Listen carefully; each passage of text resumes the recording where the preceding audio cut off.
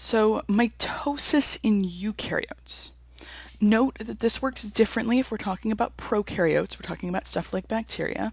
But cancer is a eukaryotic disease, so we're going to talk about this. This is an overview of the cell cycle, wherein we've got mitosis happening all along here.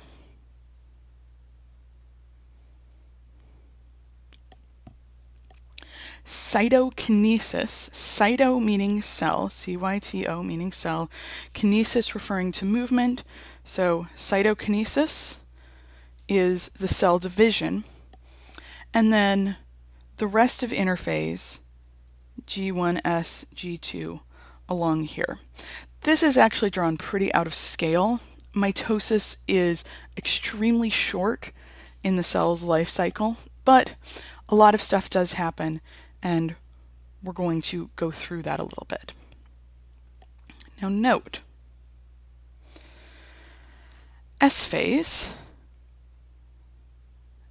stands for DNA synthesis. This is the phase where the chromosomes divide. So when we were talking about DNA replication, this is the one specific spot where DNA replication, oh goodness, that is just terrible. Let me try and write that a little more neatly, shall I? S phase is where DNA replication actually happens normally, and this is the only point where we're going to get DNA replication happening. The entire rest of the cell cycle, it'll usually be transcription and translation are occurring in order to make all the proteins that are necessary for normal life, for reproducing the organelles, for making mitosis happen.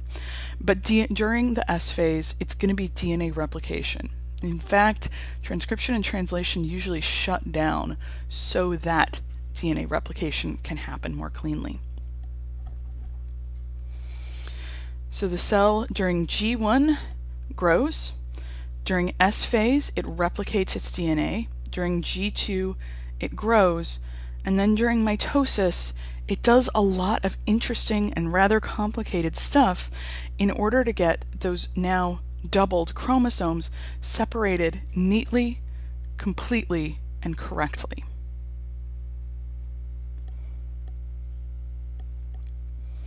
And let's talk about separating those chromosomes. So chromosome replication again occurs when cells are about to divide during S phase. And we will start out with chromosomes. Now in this case, this is an organism that has two pairs of chromosomes. So chromosome 1, chromosome 2, that's it. Again, you get two copies, one from each parent, and so that's 4 chromosomes total. During S phase, these are going to replicate, and you're going to end up with 4 chromosomes. But now each chromosome, instead of being made up of one strand of DNA, a single strand of DNA, it's made up of 2 strands of DNA, or sister chromatids. It's important to note these are connected to each other. These sister chromatids are connected to each other at a structure called the centromere. This is one of the ways that the cell makes sure that things are really organized and correct.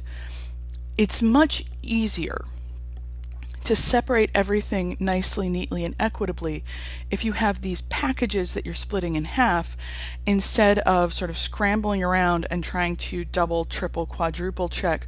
Wait, I've got 2 chromosome 1s over here and 2 chromosome 1s over there, right? And they're not both from mom on the left side. Oh, whoops, they're both from mom on the left side. Okay, let's try this again. Instead, you keep them hooked together so that when they separate, you end up with exactly what you had before. This drawing down on the bottom, this is the same deal, but just a little bit more obvious with the coloring of maternal versus paternal chromosomes, so that you can see, yes, we start out with one red and one blue here, and now the cells at the end each have one red and one blue.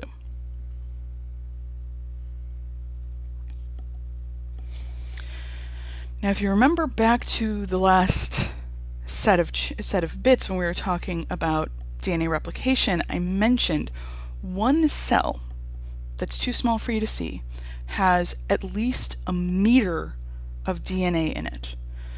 So when we're actually trying to replicate, it's not the replication that's the problem, it's the separation. When we're trying to separate those chromosomes, it gets a little bit bonkers. It's like taking a moderately sized house and trying to untangle literal kilometers of yarn and separate them.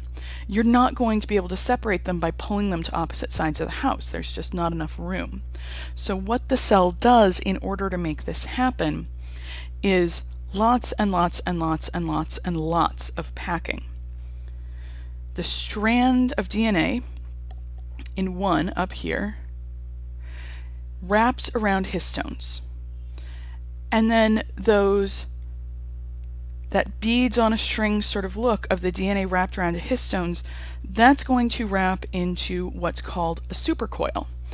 And then that is going to loop onto a structure with further looping and looping until, instead of seeing just sort of a blobby blue mass, so this thing that I'm boxing right now, this sort of muddy blue mass is what a cell in interphase is going to look like if you stain its DNA.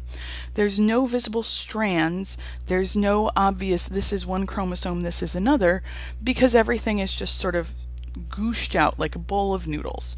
The DNA isn't super well packed because that DNA is probably getting transcribed and translated. It's just there.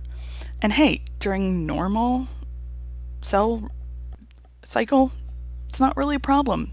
During most of a cell's life, this is exactly what it's going to look like and exactly what it should look like. But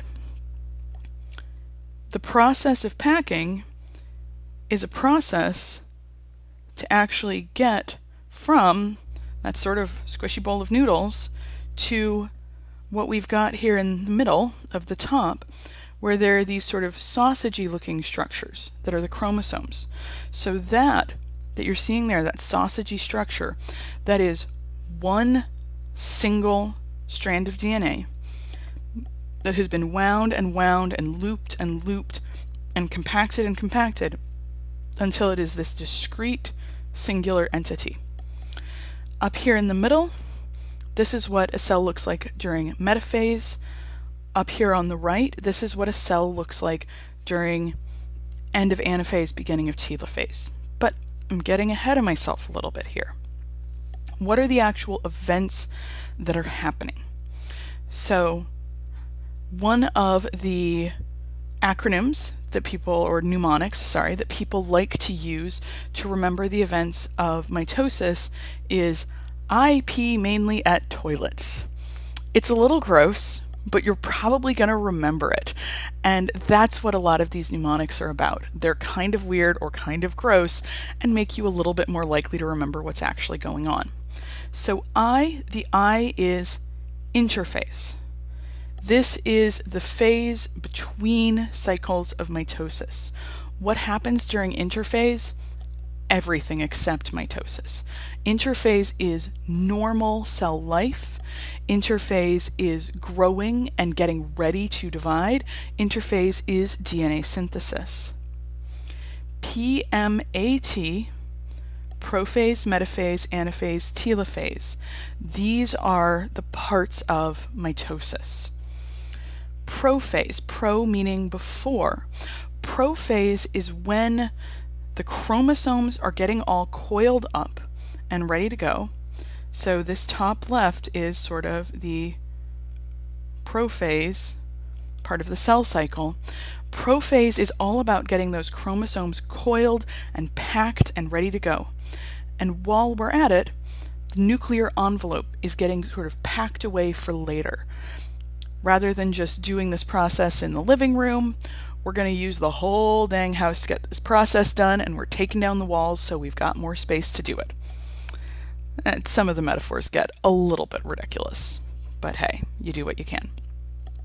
So prophase is all about coiling up those chromosomes, turning it from a bowl of noodles to this slightly neater array of sausages, getting the nuclear envelope out of the way so there's lots of room to work. Metaphase. Metaphase is alongside. So metaphase is when these chromosomes are actually lined up next to each other. How does this happen? The microtubules of the spindle, which were forming during prophase, get all attached to the centromeres of the chromosomes. As a reminder, centromere, that is these little circled, blue circled things here where the replicated chromosomes, those two strands of DNA, are pinched and held together. So the spindle attaches to the centromere. Down here, the chromosomes are in red, the spindle is in blue, other stuff is in green. Up here, the chromosomes are in blue, and the spindle is in green. And in metaphase, they're going to get pushed and pulled and pushed and pulled until they're nicely lined up in the center. This circled chromatid, this probably means that something has gone wrong in this cell, because that's not supposed to be there. And then we get anaphase, away phase. Up, up, and away is how I sort of remember it. So in anaphase, this is when the centromere separates and the chromatids pull apart. So in metaphase, they were drawn as these little red X's. In anaphase, they're single lines of red apart from each other.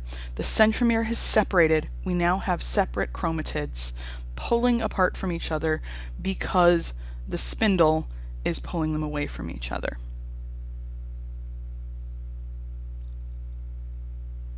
And in our microscopy, anaphase, again, the chromosomes are in blue and the spindle is visible in green. In telophase, now we've separated the chromosomes. We've got them in two separate packages. So telophase is all about getting back to sort of a normal nucleus. So the nuclear envelope itself is going to get rebuilt. That's these blue dashed lines down here. The nuclear envelope itself is going to get rebuilt, and these chromosomes are going to relax back from being these super coiled up sausages back to the just sort of mushy bowl of noodles. Cytokinesis. Cytokinesis is a little bit its own thing. It's again about the cell, one cell becoming two. Depending on what type of cell or particular species we're talking about, cytokinesis could occur simultaneously with telophase, after telophase, overlap a little bit, overlap a lot, it varies. But the big idea of cytokinesis is that the cells are going to separate and become truly separate cells, not just two nuclei within a single cell.